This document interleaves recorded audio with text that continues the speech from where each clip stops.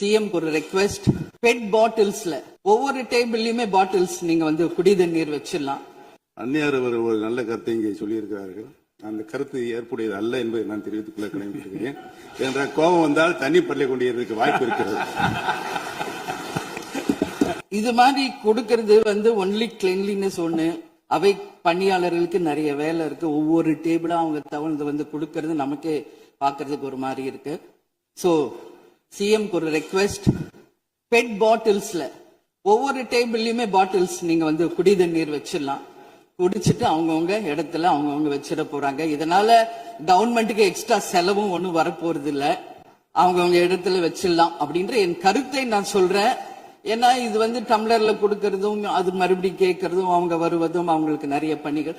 அது பதில் ஒவ்வொரு சீட்ல ஒரு பெட் பாட்டில்ஸ் மாதிரி கண்ணாடி பாட்டில்ல வாட்டர் வச்சுட்டா அவங்க அவங்களுக்கு தேவைக்கு எடுத்துட்டு கொடுத்துடலாம்.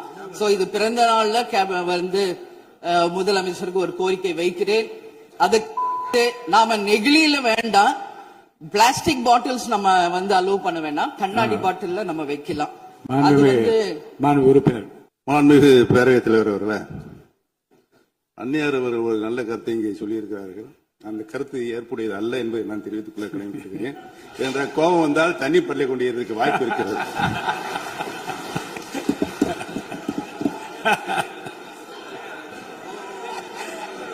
உறுப்பினர் பேசலாம். இப்போ தண்ணி பாட்டில் தான் வீசணும்னு கிடையாது, டம்ளர்ல கூட வீசி அடிக்கலாம். உறுப்பினர் ஒரு நிமிஷம். தலைவர் அவர்களே, நம்முடைய மாண்புமிகு முன்னாள் முதலமைச்சர் அண்ணன் ஓபிஎஸ் அவர்கள் ஒரு நிலையை குறிப்பிட்டு அதை எரிவதற்கான தண்ணி பாட்டிலை எரிவதற்கான வாய்ப்பு இருக்கிறது என்று சொன்னார்கள். ஒருவேளை அவருடைய தனிப்பட்ட அனுபவத்தின் காரணமாக அதை அவர் நீங்க குறிப்பிடுறாரா என்பதை நான் அறிய விரும்புகிறேன்.